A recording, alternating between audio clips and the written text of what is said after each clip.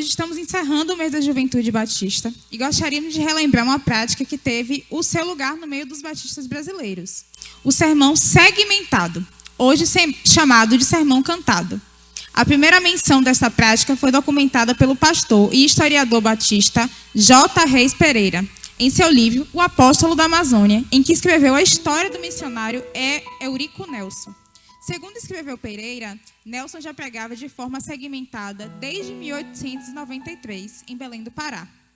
Já no século XX, o conhecido pastor e professor de homilética Gilton Moraes escreveu um livro sobre essa forma de sermão, o que se popularizou entre os batistas. Em um sermão musical, intercalamos os pontos da pregação com louvores que reforçam o que foi dito. Vale dizer, os tópicos do sermão são a base para a escolha das músicas, e não o contrário. Pode-se dizer também que este é um sermão congregacional, pois a congregação participa acompanhando a leitura bíblica, ouvindo o pregador e cantando os louvores que são entoados. Então, vou passar a palavra para o pastor Felipe, que vai nos trazer a palavra junto com o nosso... Mais uma vez, graça e paz, meus irmãos. Amém? Então você já sabe que você vai participar conosco, certo? Louvando a Deus, lendo a palavra de Deus junto conosco e ouvindo. Então eu quero te convidar a ficar de pé nesse momento. Nós vamos juntos, todos em uma só voz, são apenas 5 versículos. Nós vamos ler João 17, a partir do seu versículo de número 20. Nós vamos ler até o versículo de número 25. Todos juntos, no 3, 1, 2, 3. Não rogo somente por estes, mas também por aqueles que hão de crer em mim, para que todos sejam um, como tu, ó Pai, o és em mim e eu em ti, que também eles sejam um em nós, para que o mundo creia que tu me enviastes, e eu deles a glória que a mim me deste, para que sejam um, como nós somos um. Eu neles e tu em mim, para que eles sejam perfeitos em unidade, e para que o mundo conheça que tu me enviaste.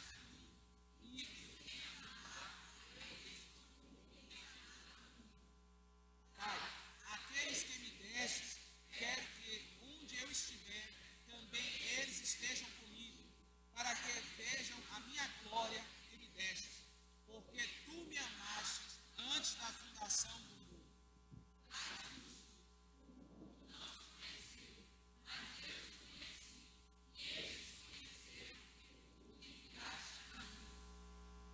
Amém? Podeis assentar, meus irmãos? E o nosso coro vai experimentar hoje, pastor, o que é a vida do pregador. Vamos ficar em pé comigo até o final. Queridos, nós estamos diante de um dos textos mais conhecidos, e eu posso dizer, de um dos textos mais lindos da Bíblia. Nós estamos diante de João 17, é a oração intercessória de Cristo Jesus.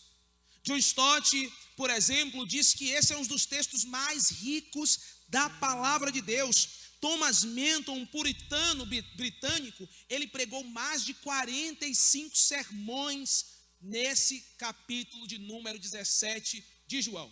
Esse é um texto extremamente precioso para a igreja de Cristo Jesus. Então nós selecionamos apenas esses versículos, dado a imensidão de conhecimento e de ensinamentos que há em todo o capítulo, e vamos apontar 4 verdades nesses versículos que nós lemos. A primeira delas se encontra no versículo de número 20, onde Jesus disse: não rogo somente por estes, mas também por aqueles que vierem a crer em mim por intermédio da sua palavra. Veja, Cristo intercedeu por aqueles que estavam com ele naquele momento de oração, por aqueles que estavam o ouvindo durante todo o seu ministério. Esses são os apóstolos, esses são os seus demais discípulos. Estavam com o mestre a todo tempo, estavam com o mestre para cima e para baixo. Jesus agora estava prestes a ser crucificado, agora iria para o Pai e enviaria o seu Espírito àqueles que estavam ali naquele momento.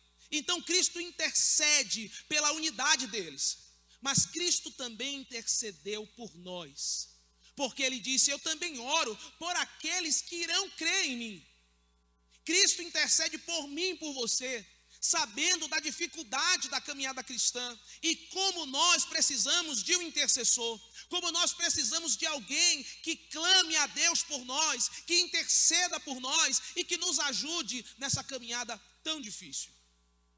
Porém, Cristo, nessa frase, disse algo muito interessante. Ele disse: ora, eu peço, eu intercedo, eu clamo por estes e por aqueles que irão crer em mim pela palavra deles. Pela palavra deles. Meus irmãos, a pergunta é: como podemos dizer que somos a mesma igreja, o segmento da mesma igreja que começou aquilo que chamamos de igreja primitiva? Como podemos? Tantos anos se passaram e Jesus orou para que essa igreja de hoje fosse uma com a igreja de ontem. O que é que nos liga? O que é que liga essa linha histórica, essa linha temporal? O que é que nos faz dizer que nós somos a mesma igreja? A palavra de Deus, o Evangelho. É a partir daí que nós dizemos, por exemplo, que somos uma igreja apostólica. Por quê? Porque temos apóstolos? Não. Somos uma igreja apostólica porque nós permanecemos na doutrina dos apóstolos. Nós somos uma igreja apostólica porque o mesmo evangelho, o mesmo Cristo pregado por aqueles homens é o mesmo Cristo que nós pregamos hoje, é o mesmo evangelho que nós cremos. É por isso que nós somos uma igreja tradicional. Não somos uma igreja tradicional, por exemplo, porque não damos glória a Deus e aleluia. Eu posso te provar isso, quer ver? Você pode dar um glória a Deus? Você pode dar um aleluia? Você continua sendo tradicional? Somos uma igreja tradicional. Nós mantemos a tradição dos apóstolos. Mas, queridos, nós quebramos essa linha quando nós simplesmente começamos a pregar um outro evangelho e um outro Cristo. Mas louvado seja Deus, porque pela graça e misericórdia de Deus, Sião continua uma igreja tradicional, uma igreja apostólica, uma igreja que continua a crer no mesmo Cristo, no mesmo Evangelho, dizendo que Ele permanece poderoso para salvar e perdoar os nossos pecados. Louvado seja Deus, porque o Senhor tem nos conservado fiéis ao seu Evangelho.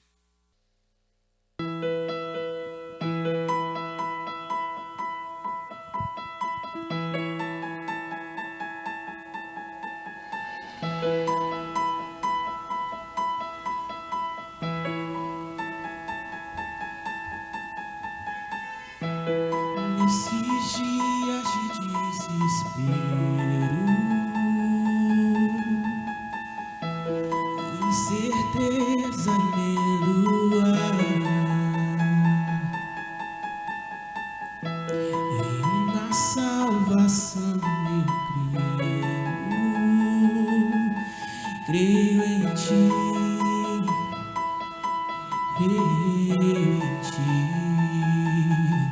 acredito em Jesus Cristo, acredito em Deus o Pai, acredito no Santo Espírito que nos irá atrás, acredito na cruz de Cristo e que a morte enfim venceu, acredito que ressurreto muito em breve voltará, creio em ti.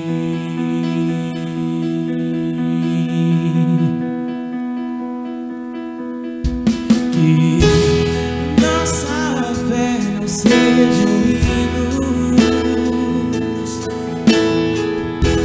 apenas notas em canções, e mesmo em tempo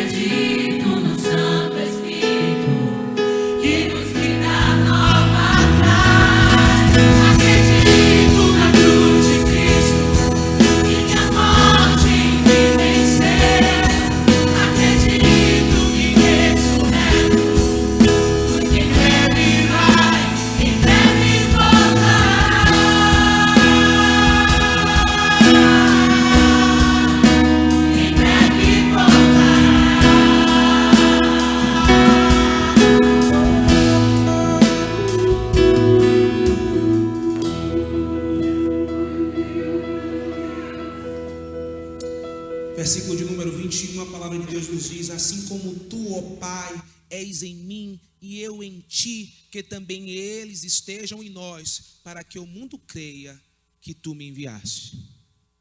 O Senhor Jesus fala de uma unidade, não só pela sã doutrina, não só pela pregação, mas uma unidade também espiritual. Uma unidade entre a igreja do Senhor e a Trindade Santa. Me lembra a carta ao anjo da igreja de Éfeso, porque a carta enviada a ele diz o seguinte: de que ele não deixou criar no meio da igreja aqueles que pregavam falsas doutrinas. Ele sabia do verdadeiro evangelho e guardava a igreja do Senhor das más influências e das más doutrinas. Porém, todavia, entretanto, ele tinha abandonado as primeiras obras. Tinha abandonado o primeiro amor. Nós não queremos ser apenas a igreja que prega a sã doutrina, mas que muitas vezes está com seu coração distante do Senhor. A Trindade é a Trindade Santa. E a palavra de Deus nos diz que há algo que faz separação entre Deus e os homens, e esse é o pecado. Então, ainda que uma igreja ela seja firme na sua doutrina, mas ela não preze pela vida santa dos seus irmãos, daqueles que fazem parte dela, ela está afastada de Cristo. Ela está afastada do Senhor. Por quê? Sede santo, porque eu, o Senhor, sou santo. Deus é santo. Não é só uma ideia de que você precisa ser santo. Você precisa ser santo porque Deus é santo. E aquele que é santo não tem parte com o pecado, não tem parte com desobediência, não tem parte com uma vida distante da sua palavra, daquilo que ele requer de nós. Então a primeira coisa é de que Deus é santo, essa unidade é com a Trindade Santa. Então a partir disso, o povo precisa ser santo. O povo precisa ser santo. O povo precisa não só pregar o Deus Santo, ele precisa viver em santidade para andar em comunhão com esse Deus Santo. É a partir daí que nós te convidamos a refletir sobre quem é o nosso Deus e a vida que nós temos vivido diante dele.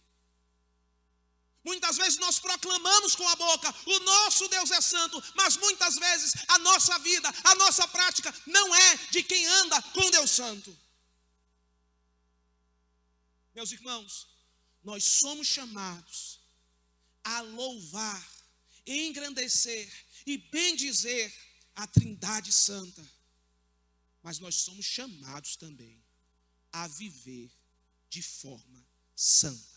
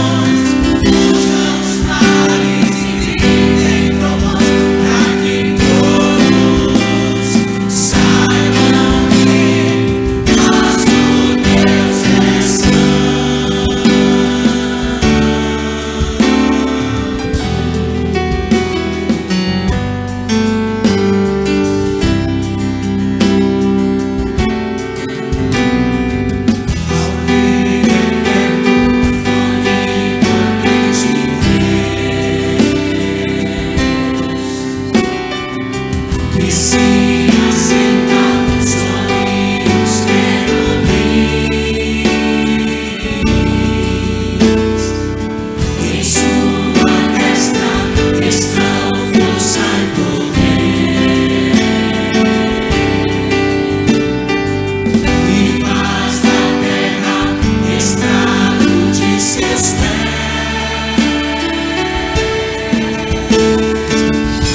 anjos dos homens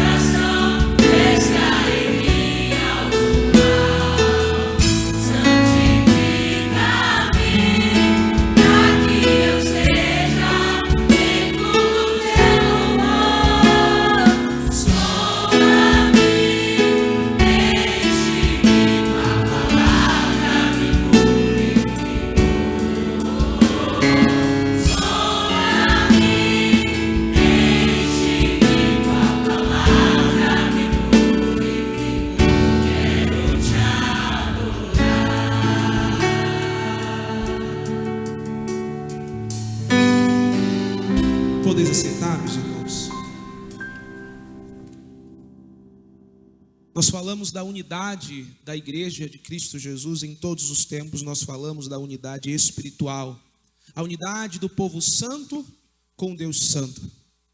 E agora nós lemos o versículo de número 22, que diz o seguinte: eu tenho lhe transmitido a glória que me tens dado, para que sejam um como nós o somos.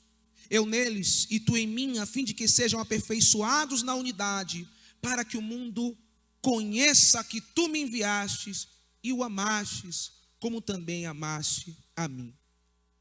O Senhor Jesus também intercede para a unidade entre o povo daquele tempo, desse tempo. É a unidade da igreja local. É a unidade que, de alguma forma, conta com o nosso esforço. O apóstolo Paulo lhe diz isso em Efésios, capítulo de número 4, versículo de número 3. Ele diz: esforçando-vos diligentemente para preservar a unidade do Espírito. Foi o Espírito de Deus que trouxe você a essa igreja local. Você poderia estar em qualquer outra igreja local. Deus poderia te enviar à Igreja Batista da Graça, à Igreja Batista 2 de Julho, à Assembleia de Deus e a tantas outras igrejas, mas Deus trouxe você para a Igreja Batista Sião, essa igreja local. Foi o Espírito de Deus que guiou o seu coração até aqui e fez com que você fincasse raízes aqui. Porém, todavia, entretanto, o Senhor conta com a sua diligência, conta com a sua preocupação, conta com a sua vigilância, conta com a sua perseverança para que essa igreja continue unida na unidade do Espírito. Meus irmãos, isso quer dizer que você tem total parte na caminhada dessa igreja como corpo de Cristo. Meus irmãos, nós não só contamos que você não lance palavras para machucar alguém e tirar alguém daqui. Nós não contamos apenas que você não diga mal de um, de outro ou qualquer outra coisa, não. O Senhor Jesus também conta com você para não deixar que pessoas vão, para dar o seu ombro amigo para chorar. O Senhor Jesus também conta que você se alegre com a vitória do seu irmão. O Senhor Jesus também conta com você para visitar o seu irmão, para ajudar o seu irmão, para fortalecê-lo na fé com uma palavra do Senhor, com oração, com intercessão, com uma frase de eu estou aqui contigo, meu irmão, conte comigo. O Senhor não conta só com o pastor Edson, nem só com os diáconos dessa igreja. O Senhor conta comigo, para que eu refreie a minha língua, para que eu não amaldiçoe meu irmão, mas para que eu abençoe. O Senhor conta comigo, para que eu vá até a pessoa que entrou aqui nesta noite, mas não é daqui. E se você perguntar, talvez ela diga que não sabe nem o porquê entrou aqui, mas está à espera de uma palavra sua, mas está à espera de um boa noite, tudo bem, essa é a Igreja Batista Sião. Sim, de um volte sempre, traga mais gente e fique com a gente. Porque tudo isso faz com que a pessoa ela se sinta acolhida bem. Tudo isso faz com que ela saiba que aqui neste lugar, ainda que com falhas, aqui há diferença do mundo lá fora em que as pessoas cada vez mais pensam somente em si e se esquecem dos outros. Aqui, no poder de Deus e na perseverança e ajuda uns dos outros, aqui é lugar de cura, aqui é lugar de acolhimento, aqui é lugar onde pessoas vêm lá do mundo com famílias destruídas e encontram a família de Deus, são restauradas por Deus por intermédio da nossa comunhão. Este lugar se chama Igreja Batista Sião. É o lugar onde deve ser extremamente comum o conte comigo. Meu irmão, você está precisando de ajuda? Meu irmão, o que é que eu posso orar por você? Meu irmão, estava dizendo a Marcelo hoje. Falei, Marcelo, procura a irmã na atividade. Marcelo, procura a irmã na atividade. Por quê? Porque de 10 vezes que ela me encontrou, Marcelo, em um mês, 8 vezes ela disse, Pai do Senhor, pastor, tem notícia de Marcelo? Tem notícia de Marcelo? Pastor, alguém ligou para Marcelo? Aí Marcelo disse assim, ela já veio, já falou comigo. Este lugar se chama igreja, onde nós nos preocupamos uns com os outros, onde nós ajudamos uns aos outros, e o Espírito Santo com poder nos une cada vez mais para a glória de Deus, até que todos sejamos como o varão perfeito, a plenitude de Cristo. Deus usa a igreja para nos lapidar, mas também para nos abençoar e compartilharmos a caminhada.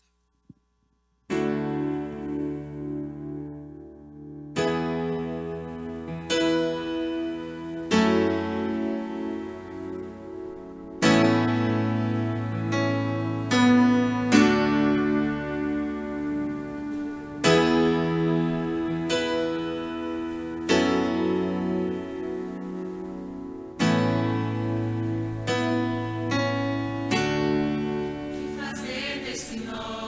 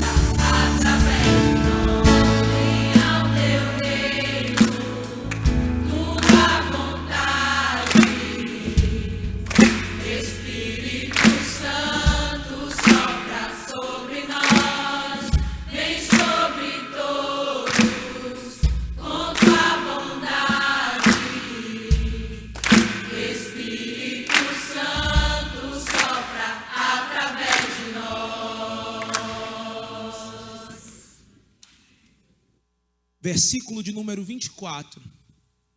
E nós chegamos ao fim da nossa exposição, faltando apenas a conclusão.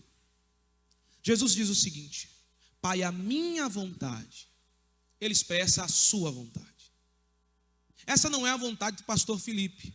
Eu digo, não é uma ideia da minha cabeça. Não é uma ideia da juventude. É a palavra do próprio Cristo. Pai, a minha vontade. A minha vontade é que onde eu estou estejam também comigo os que me deste, para que vejam a minha glória que me conferiste, porque me amaste antes da fundação do mundo. Queridos, é impossível que não haja no nosso meio coisas que no ideal do povo de Deus não deveriam acontecer. É impossível que muitas vezes não haja uma palavra sem querer, às vezes querendo, mas que machuca um ou outro. É impossível que não venhamos a nos esquecer de ninguém. Por quê? Porque nós somos seres humanos, falhos, fracos, frágeis, e ainda manchados pelo pecado. Mas a palavra de Deus nos diz que haverá um tempo em que este corpo mortal, ele dará lugar a um corpo incorruptível. E para que tenhamos ideia daquilo que seremos, a palavra de Deus diz que Cristo ressurreto é a primícia daqueles que dormem.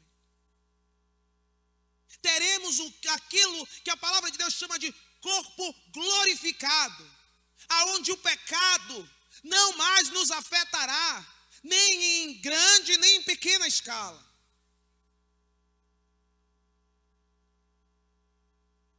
Neste tempo será o tempo em que aonde Cristo estiver, estaremos com Ele.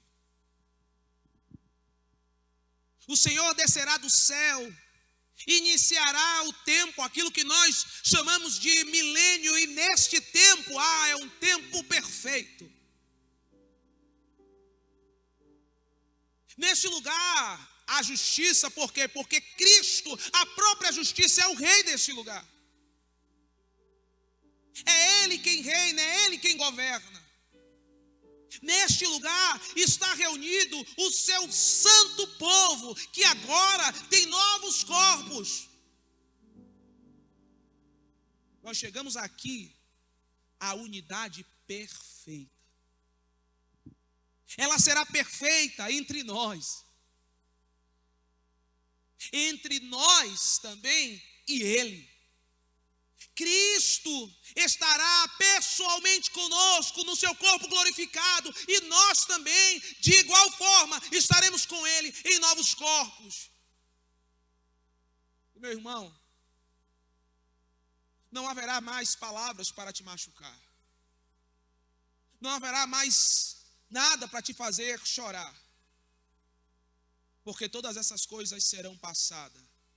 Cristo fez tudo novo no meio do seu povo.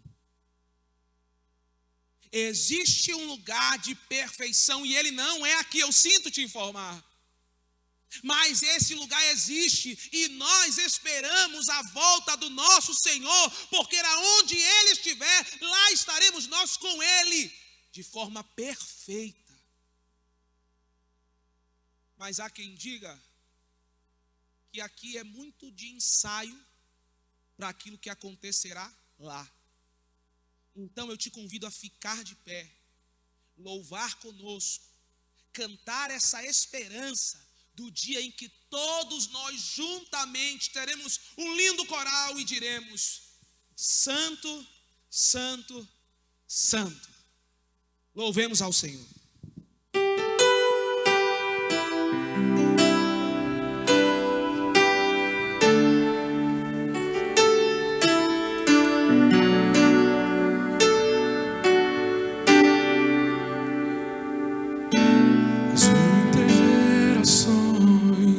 Rendidas em louvor, cantando ao Cordeiro a canção. Os que em ti se foram e os que hão de crer, cantando ao Cordeiro a canção. Teu nome é o mais alto, teu